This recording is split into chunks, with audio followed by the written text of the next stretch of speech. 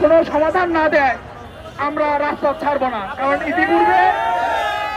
ইতিপূর্বে আমরা কয়েকবার ধোঁকা পরে আমাদের সর্বস্ব শেষ করেছি। আমরা মন্ত্রণালয়ের দ্বারে বারবার ঘুরেছি, মন্ত্রণালয় থেকে শুধু আশ্বাস দেয়, কোনো কাজের কথা হয় না। মন্ত্রণালয়ের আমরা এই মিথ্যা আশ্বাস আর চাই না, কারণ মিথ্যা আশ্বাস দিয়ে মন্ত্রণালয়ের লোকজন হয়তো ভালোই আছে, কিন্তু আমাদের ফ্যামিলিগুলো ভালো নাই, আমাদের ফ্যামিলিগুলোর খুব করুণ অবস্থা। অতএব আমরা আমাদের দাবি না আদায় হওয়া পর্যন্ত কেউ রাজপথ ছাড়ব না। আমরা যেমন জুলাই গণঅভ্যুত্থানে অনেকেই জীবন দিয়েছে, তাদের নিয়ে আমরাও জীবন দিতে চাই। নয়তো আমাদের দাবি আদায়, আমাদের দাবি মানতে হবে, না মানা পর্যন্ত আমরা এই রাজপথ ছাড়ব না। মাননীয় প্রধান উপদেষ্টার সাথে আমাদের সাক্ষাতের জন্য আমরা বিশেষভাবে একটা অনুরোধ জানাচ্ছি। মাননীয় প্রধান উপদেষ্টা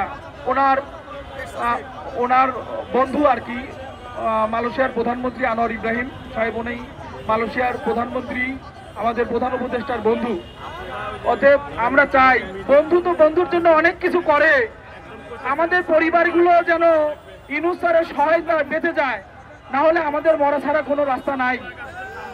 অতএব আমরা চাই উনি যেন ওনার বন্ধুর মাধ্যম দিয়ে আমাদের এই 18,000 পরিবার বেঁচে যায়। এই 18,000 পরিবারের সাথে আরো কত পরিবার জড়িত আছে।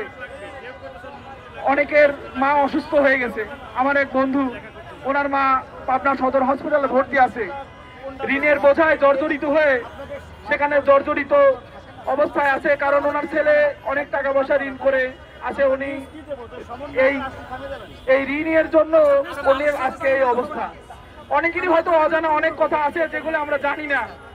অতএব আমরা অনতিবিলম্বে আমাদের দাবি, আমাদের দ্রুত আমাদের দাবি যেন মেনে নেওয়া হয়। আর কোনো অযৌক্তিক দাবি আমরা করি নাই। আমরা টাকা পয়সা দিচ্ছি, আমাদের ভিসা হয়েছে, সবকিছু হয়েছে।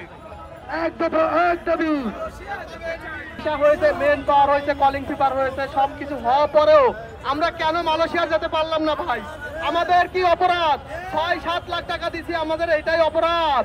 আমাদের কোনো দল বেল নাই, আমরা পেটের জন্য আসছি, আমাদের মালয়েশিয়া যাওয়ার জন্য আসছি, আমাদের মালয়েশিয়া নিতে হবে। আমাদের দাবি একটাই, আমাদের দাবি একটাই, আমরা বাড়ির জমি, ভুই খাত যা ছিল সবকিছু আমাদের বাইরের গায়ে একটা গায়ে যদি করে আসর লাগে